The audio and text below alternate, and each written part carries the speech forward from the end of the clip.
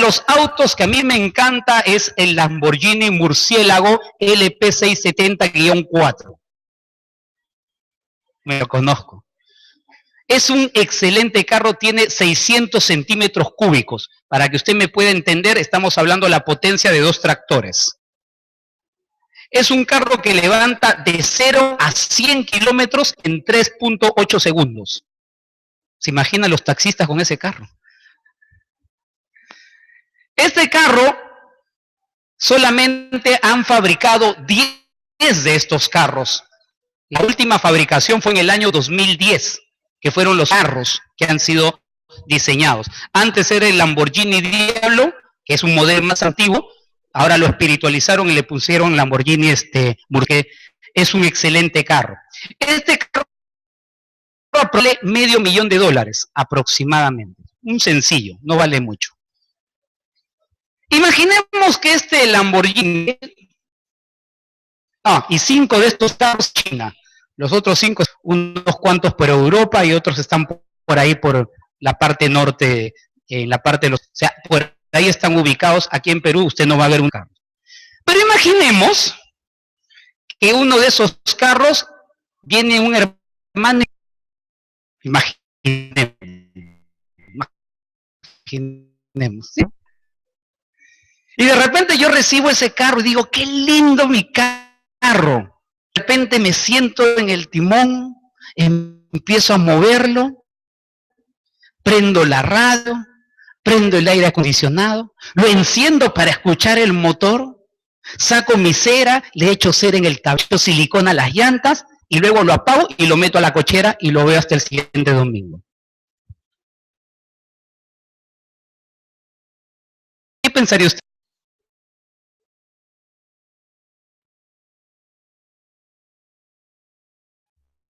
¿Qué me dirá?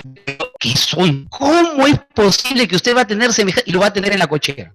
Y de repente yo el siguiente domingo vengo, nuevamente entro a mi cochera, le vuelvo a echar silicona, le compré cerita para que pueda brillar mejor el carrito, silicona a las llantas y después vuelvo a cerrarlo y me voy. ¿Me sirve el Lamborghini? No me sirve. ¿Y por qué les cuento esto? Porque justamente hacemos con los dones que Dios me dio. Dios me dio dones y yo de repente digo, qué bonito, ya recibí la salvación. Qué lindo, Dios es bueno y amoroso.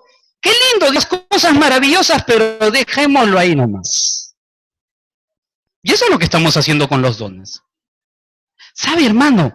Tenemos que entender que Dios entregó los dones justamente para la edificación de la iglesia, como lo hemos venido hablando. Y para yo poder identificar cuáles son los dones, lo primero que tengo que hacer es aprender a orar. Y cuando le hablo de orar, no voy a hablar acerca de una tesis de la oración. Ya vemos en algunos cultos estamos hablando acerca de la oración. Pero el orar sabemos que es conversar o hablar con Dios. Eso lo sabemos muy bien. Permítanme ponerlo de esta forma. Yo voy a cumplir ya 16 años de casado, de los cuales la conozco a mi esposa 19 años. Venimos 19 años caminando juntos. Imaginemos que yo con mi esposa converso una vez por semana. Le hago una pregunta. ¿Cómo va a ser mi relación con mi esposa? ¿Buena o mala? Mala. Pero vamos a poner que yo soy muy hablador y soy parlanchín. Entonces voy a darle un poquito más de tiempo a mi esposa. Y de repente yo voy a hablar 2 veces por semana. Nada más. Suficiente. ¿Cómo va a ser mi relación con mi esposa? ¿Buena o mala? Mala.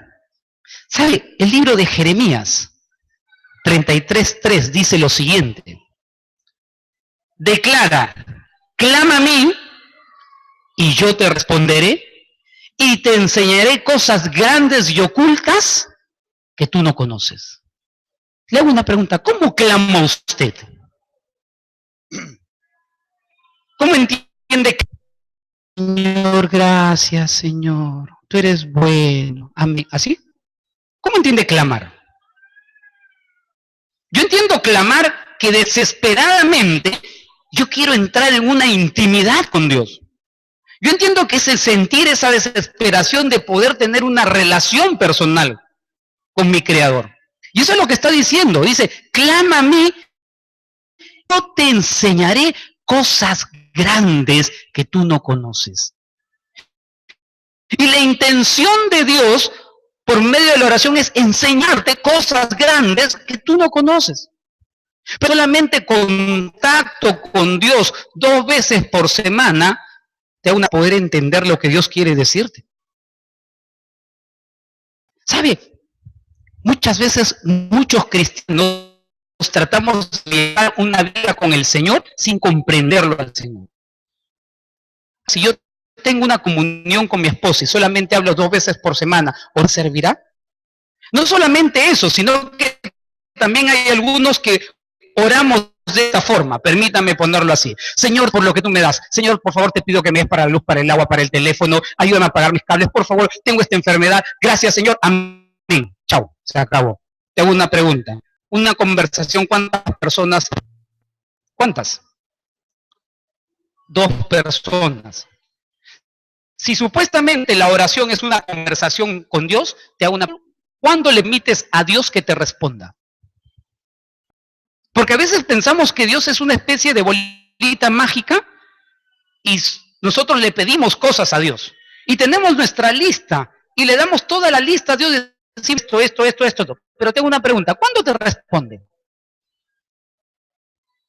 Durante mucho tiempo hemos una disciplina, que es la disciplina del silencio. ¿Recuerda? No lo entienden, pero los orientales lo entienden mucho mejor. La cultura que siempre ha aprendido están pasando. Pero lamentablemente nosotros no meditamos muchas veces en las cosas, en la palabra. Y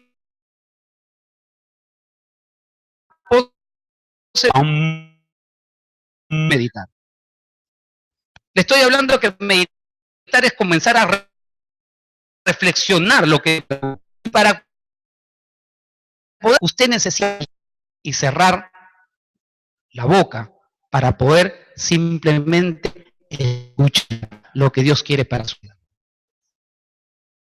¿Cuándo se lo último que he hecho a Dios? Yo me levanto a las 2, 3 de la como un cuadro de insomnio. Si no lo veo como la oportunidad que Dios me está, prendo el televisor. Si no salgo sigilosamente de mi cama, ahí, me paro frente al balcón de mi casa tiene un balcón, y le digo que a las 3 de la mañana no hay nada de bulla. Es el tiempo en el cual yo puedo orar y me quedo callado y simplemente escucho lo que Dios tiene para mí. ¿Cuándo usted escuchó a Dios? No le estoy diciendo cuándo ha sido la última vez que usted pidió. ¿Sabe? Es trágico lo que está pasando en la iglesia del Señor. Muchos de nosotros no tenemos el hábito de orar. Usted me dirá, pero pastor, lo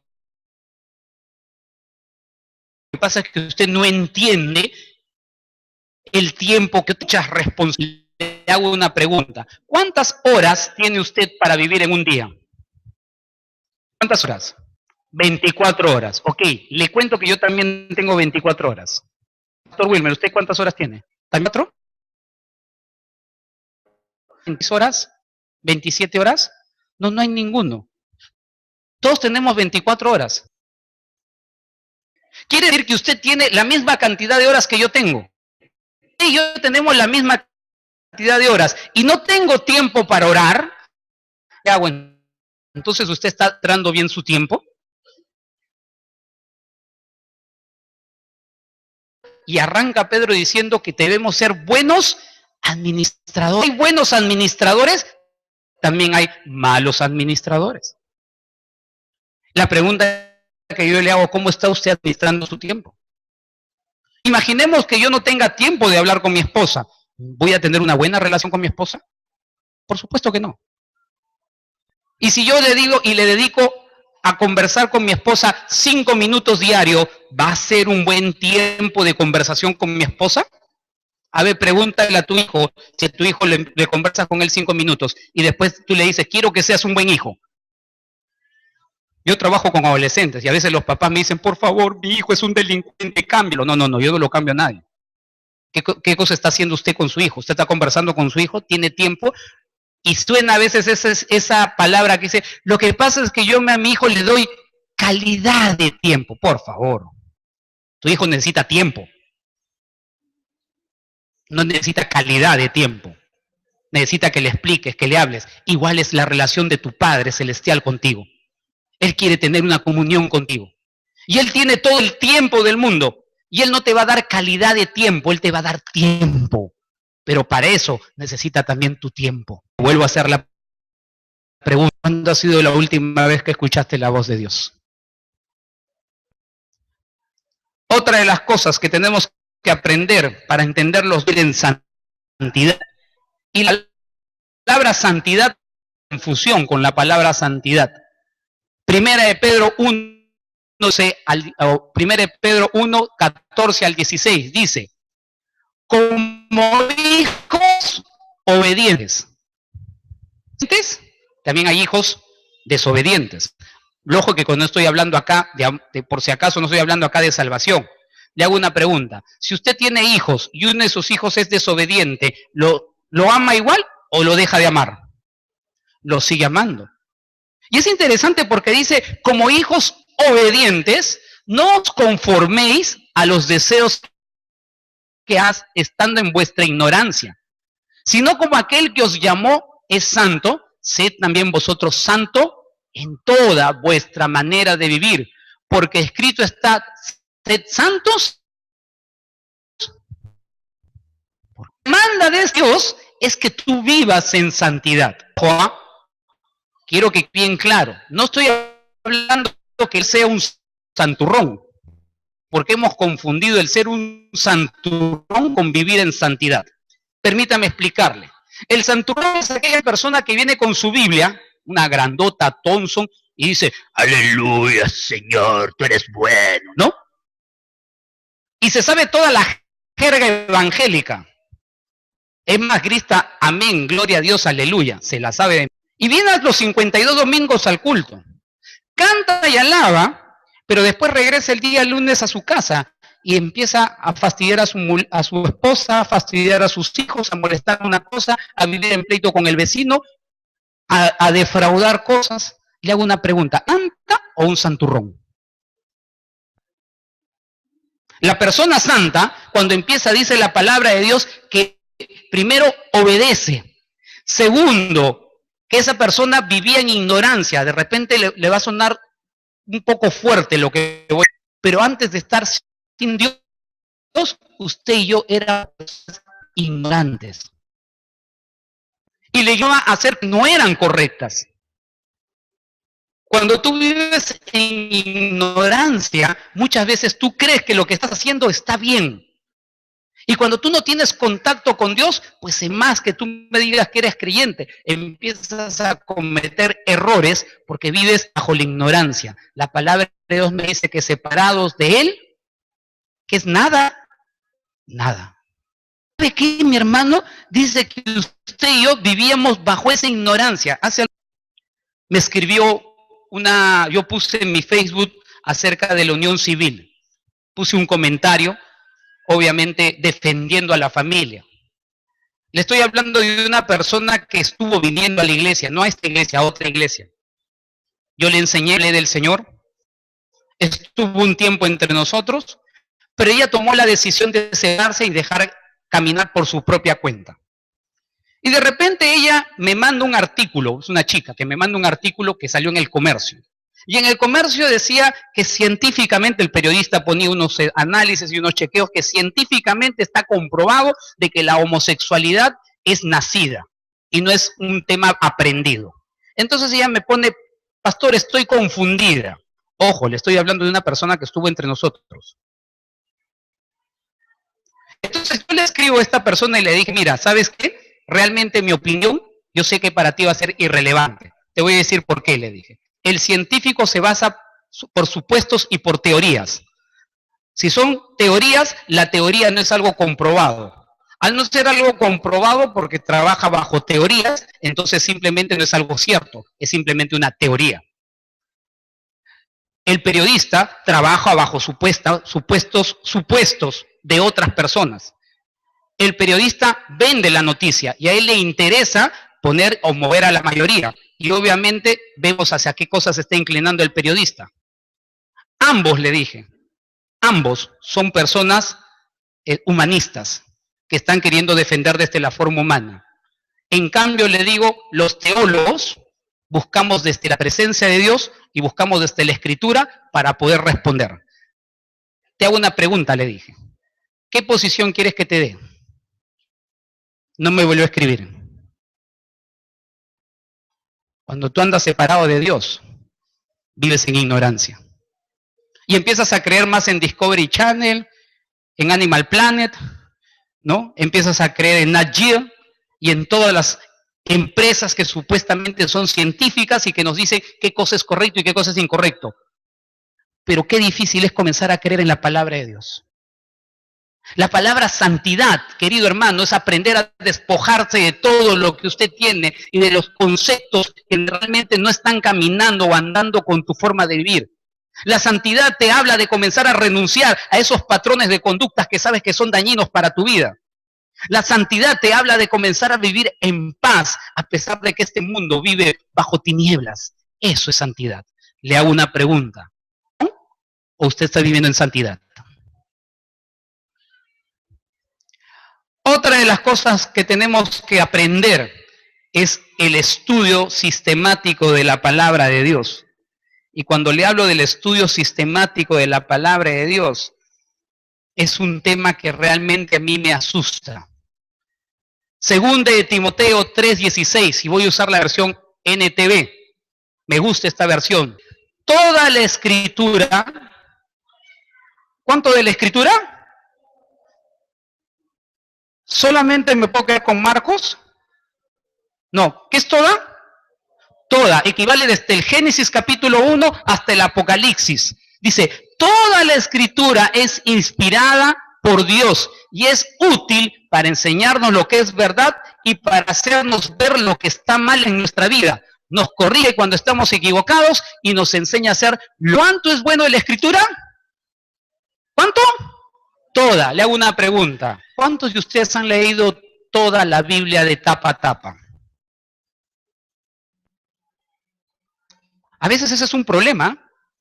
Empezamos a leer pequeños versículos. Leemos 2 o 3 versículos de aquí, 4 versículos de acá, 5 minutos en la presencia de Dios, suficiente para qué más, y pretendemos que solamente una parte de la Escritura nos alumbre. Y hay una gran equivocación cuando empezamos a pensar en el carácter de Dios. Tener a un Dios amoroso. Mi Dios es bueno, es amoroso. Un momentito. Esa es una parte de Dios. Dios es amor, pero Dios también es justo. Dios te perdona. Nos gusta quedarnos con la parte del Dios perdonador. Un momentito. Dios te perdona, pero jamás te quita las consecuencias de tu pecado. Y cuando tú tienes un panorama completo de la palabra de Dios, tú te vas a dar cuenta que Dios, las demandas de Dios son mucho más alturadas y mucho más elevadas que la simple frase, Dios es amor. Un momentito, sí, Dios es amor, pero Dios es justo. ¿Sabe? La crisis que está pasando con el tema del estudio de la palabra me hace acordar mucho al movimiento wesleyano del año de 1900. En la Inglaterra antigua estaba plagada de pornografía, plagada de los niños nacían fuera del matrimonio, obviamente por las infidelidades de las personas. Había mucha corrupción. Y John Wesley se levanta en medio de esa generación y empieza a hablarles acerca de la justicia, acerca de la paz, acerca del perdón, acerca de hacer las cosas correctas. ¿Sabe? John Wesley comenzó a causar toda una revolución dentro de Inglaterra. Muy similar a lo que está pasando en Latinoamérica. En Latinoamérica ya hemos llegado al 14% de evangélicos y los evangélicos siguen creciendo como espuma. Lo mismo pasaba en Inglaterra. El libro de Oseas tiene que decirme, mi pueblo fue destruido porque le faltó conocimiento. Por cuanto desechaste, yo te eché y por la ley de tu Dios también cuidaré de tus hijos. Y esto sí es muy grave. ¿Sabe? Lamentablemente, la gente de afuera nos mira de cerebro. Porque cuando hay cosas que tenemos como la unión civil o problemas más complejos, como el Big Bang o quién creó primero a Dios o si Dios fue, tenemos las respuestas para decirle a la gente. Y cuando viene alguien con preguntas difíciles, no sabemos cómo contestarle. ¿Sabe por qué? Porque hemos desechado el conocimiento. Porque nuestro cristianismo está basado en experiencias y en emociones, pero no en la profundidad de la palabra de Dios. Porque nuestro cristianismo está basado en el sensacionalismo y lo que sentís en la Santa Escritura, desde el Génesis hasta el Apocalipsis. ¿Sabe? John Wesley se olvidó de predicar de la palabra de Dios y profundizar en las Escrituras. Y la iglesia de caer. Y después de 100 años, la iglesia en Inglaterra no es ni la sombra del movimiento de John Wesley. ¿Sabe? Y aquí viene lo más grave. Si usted aprende mal la palabra de Dios, bueno fuera que solamente usted sea el perjudicado. Usted va a tener una generación. Yo tengo 3 hijos. Y yo les trato de enseñar a mis hijos lo que dice la palabra de Dios. Y si yo les enseño mal, mis hijos van a aprender mal. Aprendieron mal, ellos les van a enseñar a sus futuros hijos, o sea, mis nietos, les van a enseñar la palabra mal. Y mis futuros nietos, si aprendieron mal, les van a enseñar a sus hijos.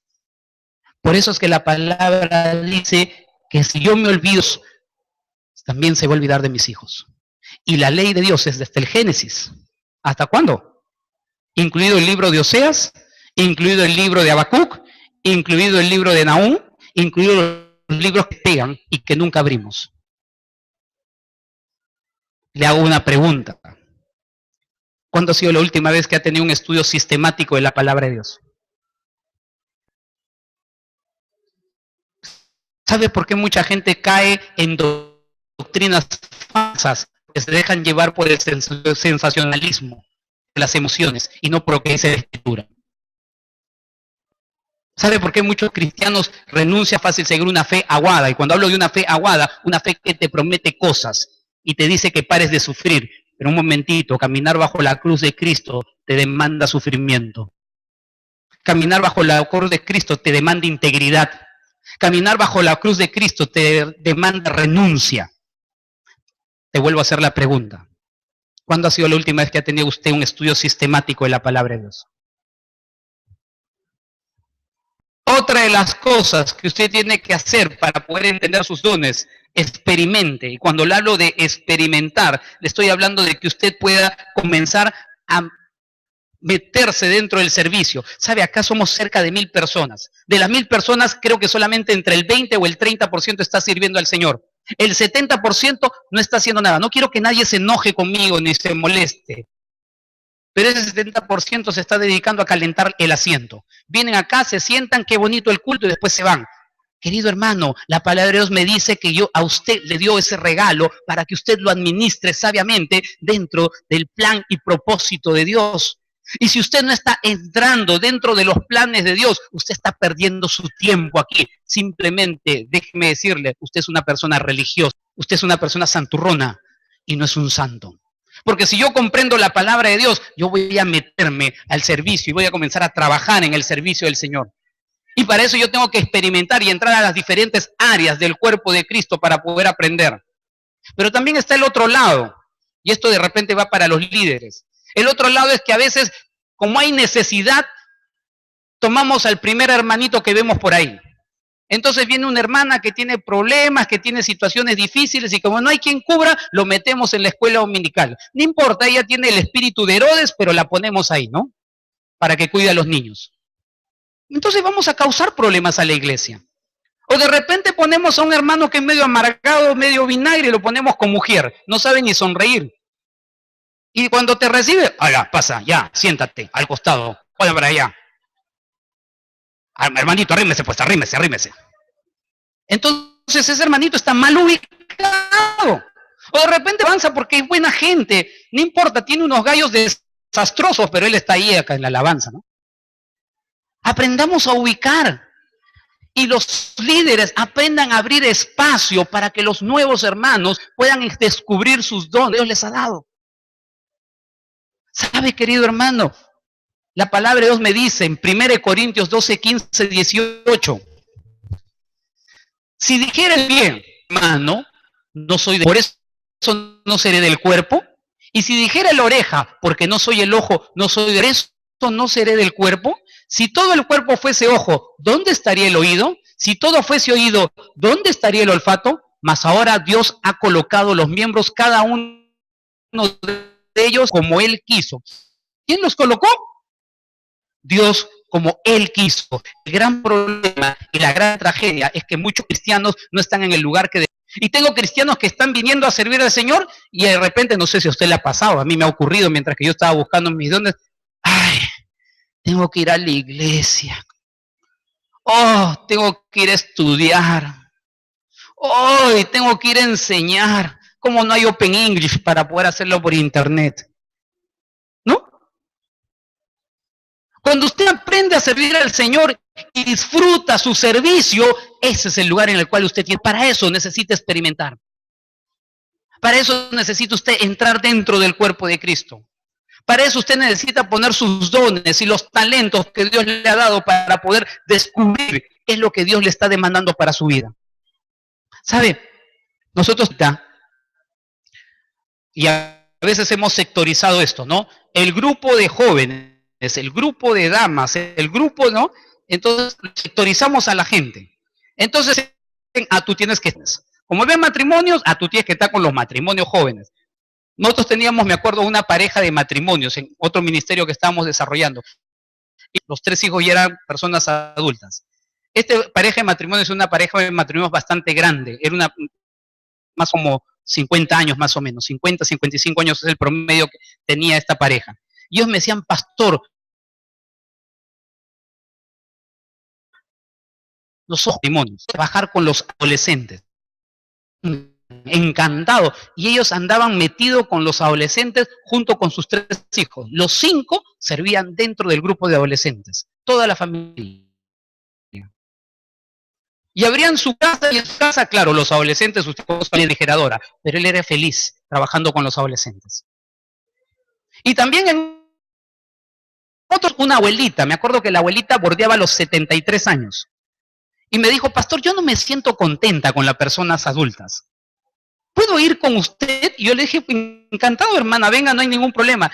Esta hermanita no saltaba con los adolescentes, pero ella estaba siempre en un rinconcito. ¿Sabes qué cosa hacía? Cuando veía una solita, ella se paraba, estaba al costado de esta adolescente. Y hablar. En una conferencia yo comencé a hablar acerca de la autoestima. Y tenía un auditorio más o menos como de 800 adolescentes. Me había llevado 73 años para que me ayude con los adolescentes. Y repentinamente se terminó el poder hablar.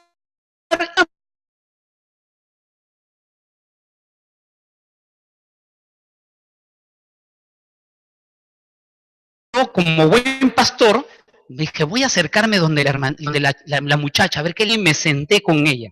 Y le dije, hijita, ¿qué te pasa? Y ella lloraba desconsoladamente. Y de repente me dice, pastor, me da mucha vergüenza lo que le voy a decir. Pero dime, hijita, ¿qué te pasa? ¿Sabe lo que pasa? Es que mis pechos están creciendo uno diferente al otro. Uno es más grande, el otro es más chico. ¿Qué me puede decir acerca de la palabra de Dios? Y yo, en ese momento dije, Señor, pasaba esta de 73 años. Dije, ven acá. Yo no sé qué le pasa a esta adolescente, pero habla tú con ella. Se sentó con ella, la vi a las dos abrazadas, llorando. Hubieras visto ese cuadro, pero esa mujer estaba en el lugar que tenía que estar. ¿Sabe cuál es el problema, amado hermano? Que a veces los parámetros nos han cerrado y necesitamos hermanos que nos apoyen con los adolescentes. Y de repente hay matrimonios que necesitan venir y trabajar con los jóvenes, porque ya no hay modelos reales de matrimonios concretos. Experiencia. Otra cosa, analice. Romanos 12:1 dice, así que hermanos, os ruego por la misericordia de Dios que presentéis vuestros cuerpos en sacrificio vivo, santo, agradable a Dios, que es vuestro culto racional. Ojo, racionalidad. No estamos hablando de emocionalidad.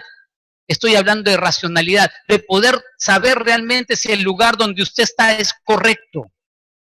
De poder saber si el lugar donde usted está sirviendo está bien. Que usted pueda hacerse un autoanálisis y ese autoanálisis decir, realmente soy feliz y estoy contento dentro del cuerpo de Cristo. Y me siento feliz trabajando en el área que yo estoy trabajando. ¿Sabe cuál es uno de los problemas? Que muchos de nosotros nos dejamos llevar por nuestras... Y escuchamos a veces y nos emocionamos. Y empezamos a hacer las cosas por emociones. Y cuando la emoción baja, empezamos a abandonar. Piense un momento. Ore al Señor. Busque la santidad. Pregúntele al Señor, Señor, ¿dónde me quieres? Y por último, pregunte. Y cuando le hago que pregunte, mayores en la fe. Busque a su pastor de área, dígale, pastor, ¿sabe qué? Yo tengo una carga por esto, ayúdeme.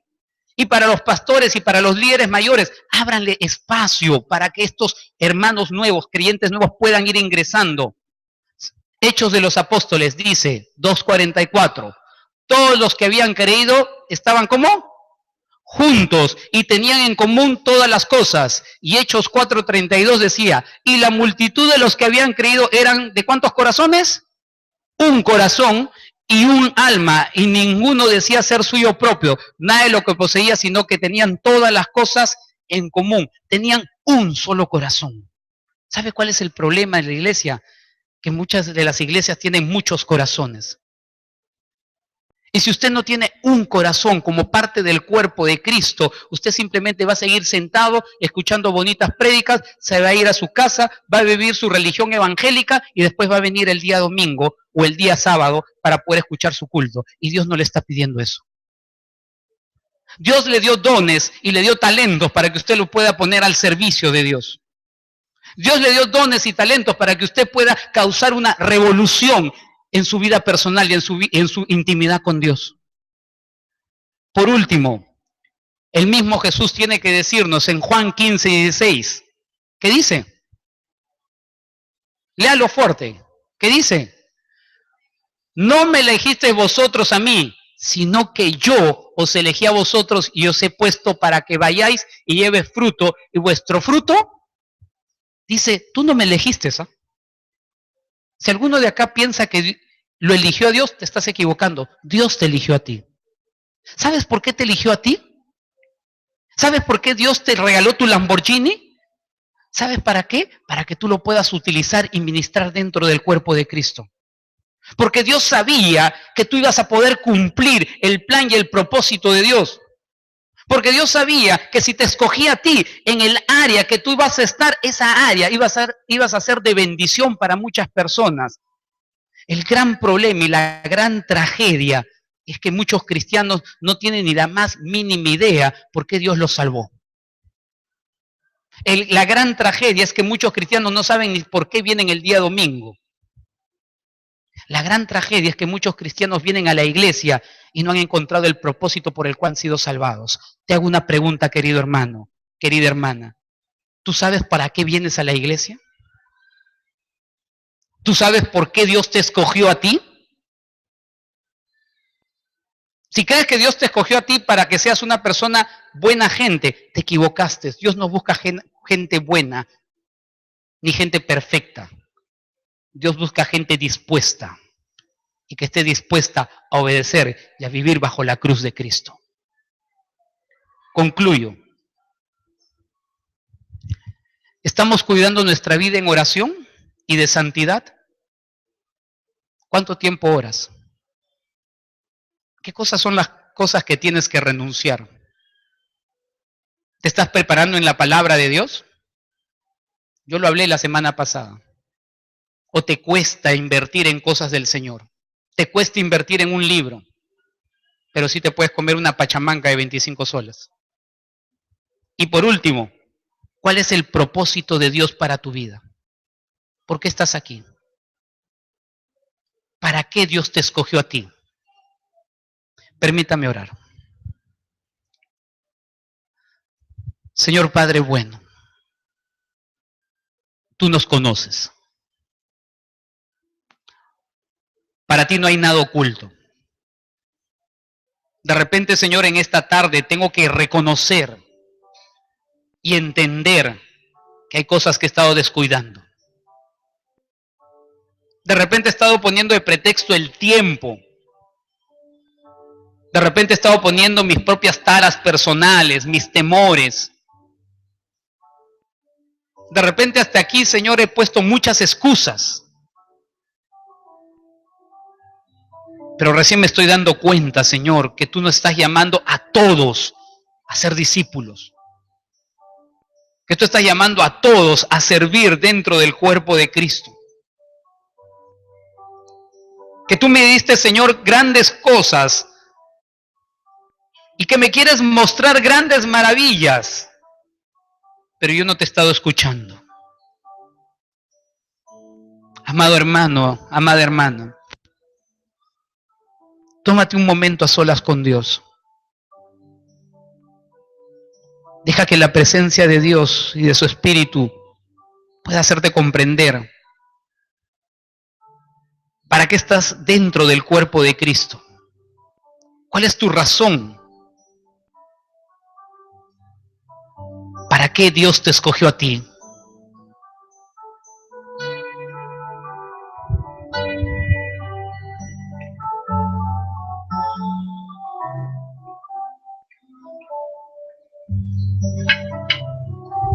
Y si usted no conoce de este Dios, si usted quiere encontrar un rumbo,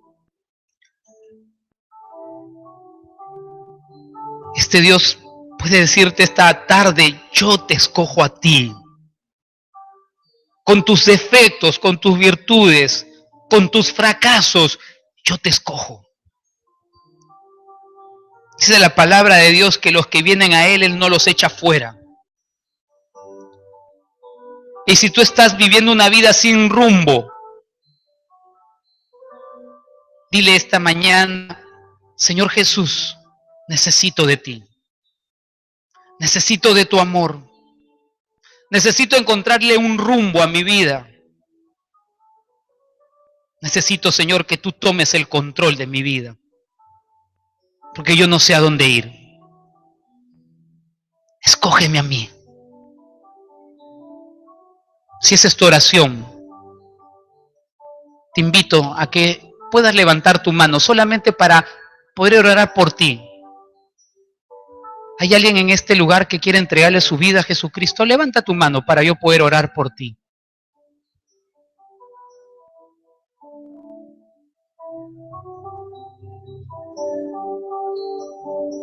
Si hay alguien que quiere decirle, Señor, necesito el rumbo, ayúdame. Levanta tu mano ahí, solamente para yo verte y poder orar por ti. ¿Hay alguien? Dios te bendiga. ¿Alguien más? Dios te bendiga.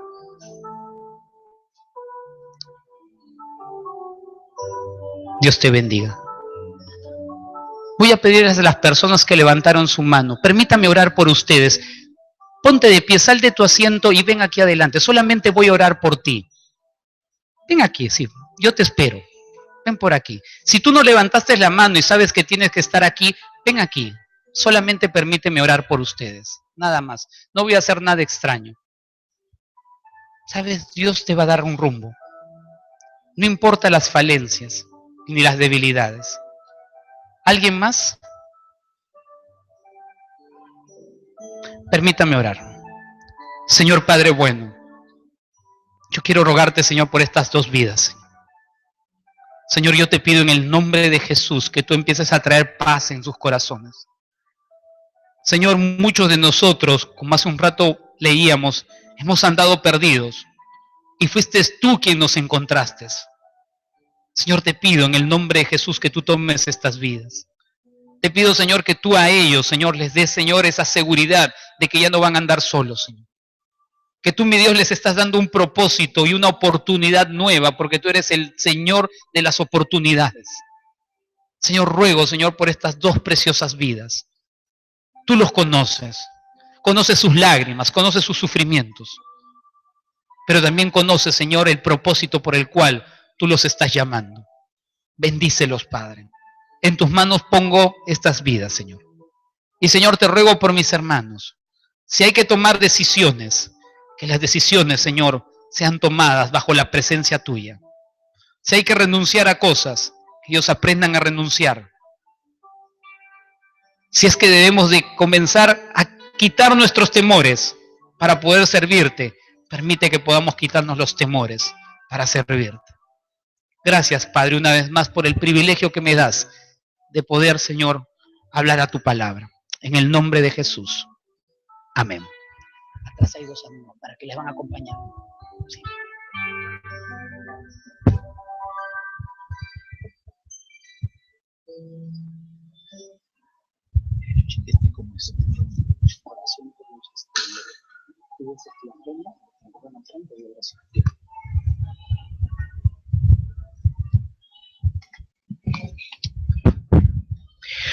Gracias al Señor por su palabra en esta mañana. Conoce perfectamente la necesidad nuestra. Él sabe perfectamente cuánto necesitamos de Él. Y qué bueno es que el Señor a través de su siervo nos haya enseñado respecto a sus dones, a sus regalos, cuál es nuestro deber de poder ejercitar esos dones que Él nos ha regalado, ¿sí? Y también un tiempo donde vamos a adorarle al Señor a través de los diezmos y ofrendas, reconociéndole como el Señor, aquel que trae provisión a nuestra vida, aquel que nos sustenta. Si tú ya estás preparado. De los autos que a mí me encanta es el Lamborghini Murciélago LP670-4. Me lo conozco. Es un excelente carro, tiene 600 centímetros cúbicos. Para que usted me pueda entender, estamos hablando de la potencia de 2 tractores. Es un carro que levanta de 0 a 100 kilómetros en 3.8 segundos. ¿Se imaginan los taxistas con ese carro? Este carro, solamente han fabricado 10 de estos carros. La última fabricación fue en el año 2010, que fueron los carros que han sido diseñados. Antes era el Lamborghini Diablo, que es un modelo más antiguo, ahora lo espiritualizaron y le pusieron Lamborghini porque es un excelente carro. Este carro vale $500,000 aproximadamente. Un sencillo, no vale mucho. Imaginemos que este Lamborghini, y 5 de estos carros China, los otros 5, unos cuantos por Europa y otros están por ahí por la parte norte, en la parte de los, o sea, por ahí están ubicados. Aquí en Perú usted no va a ver un carro. Pero imaginemos que uno digo, qué bonito, ya recibí la salvación. Qué lindo, Dios es bueno y amoroso. Qué lindo, Dios, cosas maravillosas, pero dejémoslo ahí nomás. Y eso es lo que estamos haciendo con los dones. ¿Sabe, hermano? Tenemos que entender que Dios entregó los dones justamente para la edificación de la iglesia, como lo hemos venido hablando. Y para yo poder identificar cuáles son los dones, lo primero que tengo que hacer es aprender a orar. Y cuando le hablo de orar, no voy a hablar acerca de una tesis de la oración. Ya vemos en algunos cultos estamos hablando acerca de la oración. Pero el orar sabemos que es conversar o hablar con Dios. Eso lo sabemos muy bien. Permítanme ponerlo de esta forma. Yo voy a cumplir ya 16 años de casado, de los cuales la conozco a mi esposa 19 años. Venimos 19 años caminando juntos. Imaginemos que yo con mi esposa converso una vez por semana. Le hago una pregunta. ¿Cómo va a ser mi relación con mi esposa? ¿Buena o mala? Mala. Pero vamos a poner que yo soy muy hablador y soy parlanchín. Entonces voy a darle un poquito más de tiempo a mi esposa. Y de repente yo voy a hablar 2 veces por semana. Nada más. Suficiente. ¿Cómo va a ser mi relación con mi esposa? ¿Buena o mala? Mala. ¿Sabe? El libro de Jeremías 33:3 dice lo siguiente. Declara, clama a mí y yo te responderé y te enseñaré cosas grandes y ocultas que tú no conoces. Le hago una pregunta, ¿cómo clama usted? ¿Cómo entiende que Señor, gracias, Señor, tú eres bueno? Amén. ¿Así? ¿Cómo entiende clamar? Yo entiendo clamar que desesperadamente yo quiero entrar en una intimidad con Dios. Yo entiendo que es el sentir esa desesperación de poder tener una relación personal con mi Creador. Y eso es lo que está diciendo. Dice, clama a mí, yo te enseñaré cosas grandes que tú no conoces. Y la intención de Dios por medio de la oración es enseñarte cosas grandes que tú no conoces. Pero solamente contacto con Dios 2 veces por semana te da a poder entender lo que Dios quiere decirte. ¿Sabe? Muchas veces, muchos cristianos tratamos de llevar una vida con el Señor sin comprenderlo al Señor. Si yo tengo una comunión con mi esposa y solamente hablo 2 veces por semana, ¿o servirá?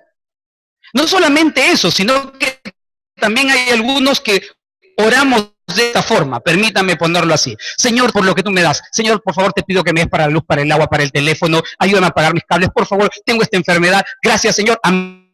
Chao, se acabó. Te hago una pregunta. Una conversación, ¿cuántas personas? ¿Cuántas? 2 personas. Si supuestamente la oración es una conversación con Dios, te hago una pregunta. ¿Cuándo le permites a Dios que te responda? Porque a veces pensamos que Dios es una especie de bolita mágica y nosotros le pedimos cosas a Dios. Y tenemos nuestra lista y le damos toda la lista a Dios de decir esto. Pero tengo una pregunta, ¿cuándo te responde? Durante mucho tiempo hemos visto una disciplina, que es la disciplina del silencio. Esos carros viene un hermano, imaginemos, ¿sí? Y de repente yo recibo ese carro y digo, qué lindo mi carro. De repente me siento en el timón, empiezo a moverlo, prendo la radio, prendo el aire acondicionado, lo enciendo para escuchar el motor, saco mi cera, le echo cera en el tablero, silicona a las llantas y luego lo apago y lo meto a la cochera y lo veo hasta el siguiente domingo. ¿Qué pensaría usted?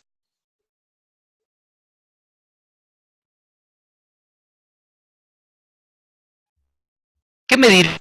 ¿Qué son? ¿Cómo es posible que usted va a tener semejante y lo va a tener en la cochera? Y de repente yo el siguiente domingo vengo, nuevamente entro a mi cochera, le vuelvo a echar silicona, le compré cerita para que pueda brillar mejor el carrito, silicona a las llantas y después vuelvo a cerrarlo y me voy. ¿Me sirve el Lamborghini? No me sirve. ¿Y por qué les cuento esto? Porque justamente hacemos con los dones que Dios me dio. Dios me dio dones y yo de repente digo,